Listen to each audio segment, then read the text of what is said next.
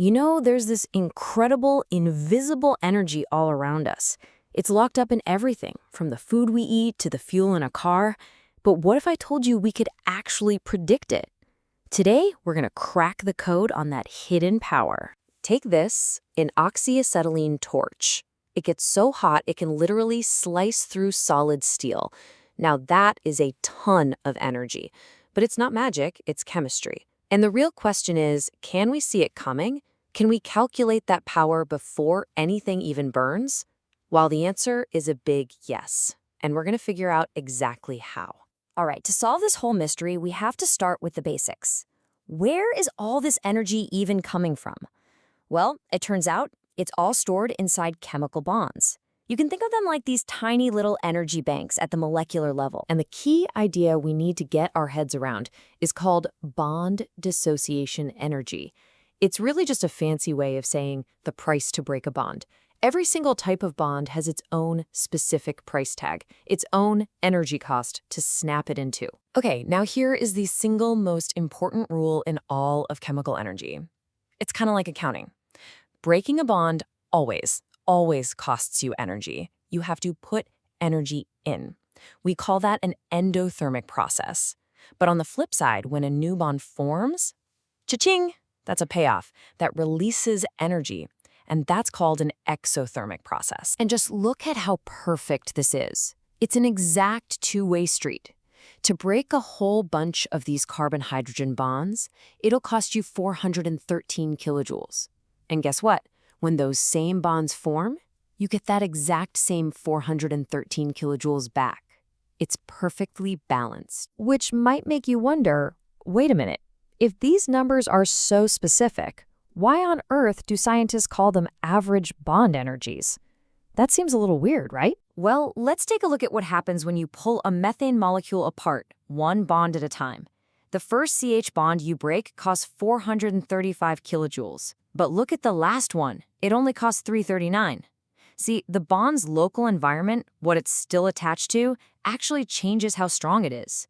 So that's why we use an average, in this case, 413.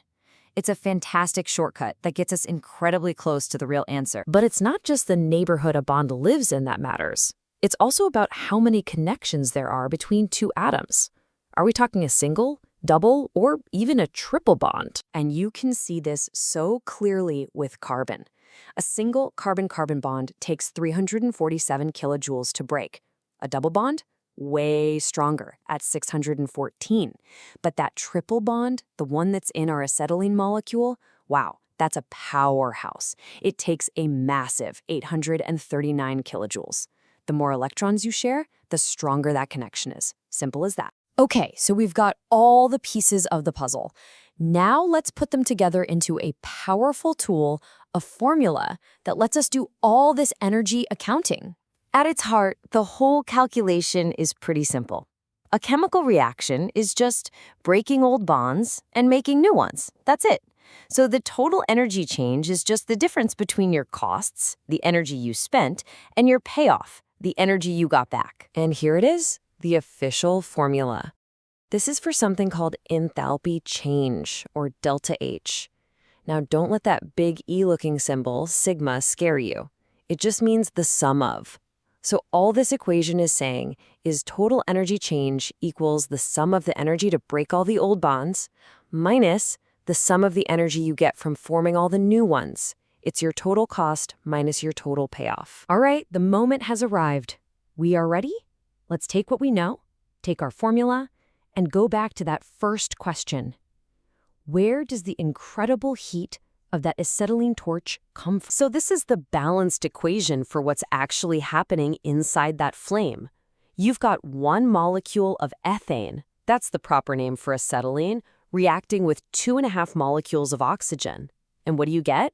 Carbon dioxide and water. So here's our game plan, step by step.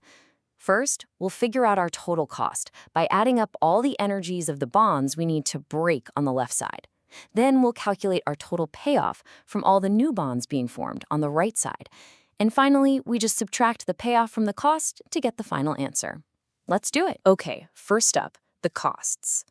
Looking at our starting materials, we have to break 2 CH bonds, that one super strong carbon-carbon triple bond and 2.5 oxygen-oxygen double bonds. When you add all that up, our total energy investment, our cost, is 2,902.5 kilojoules. Now for the good part, the payoff. On the other side of the equation in our products, we form 4 new CO double bonds and 2 new HO single bonds. And that gives us this huge energy release, a total payoff of 4,130 kilojoules. So, what's the bottom line? We take our cost, 2,902.5, and subtract our much bigger payoff, 4,130. And that leaves us with a net energy change of negative 1,228 kilojoules. And that little negative sign is everything. That's the key. It tells us that this reaction doesn't use up energy, it spits it out, a lot of it.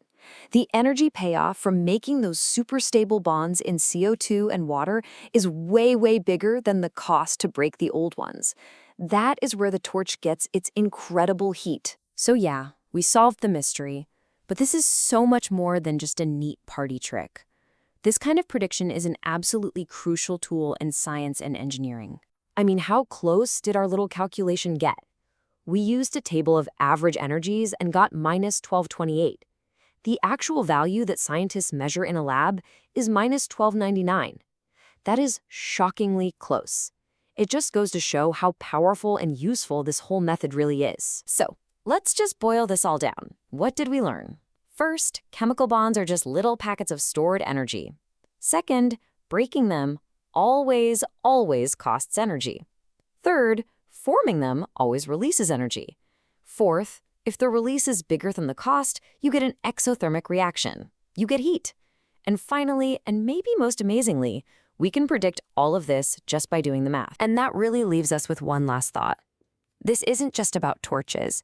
This fundamental dance, this energy accounting of breaking old bonds and forming new ones, it's happening constantly, all around you. It's what launches a rocket into space, and it's literally what's happening inside your body as you digest your food. So the question is, where else do you see this incredible principle at work?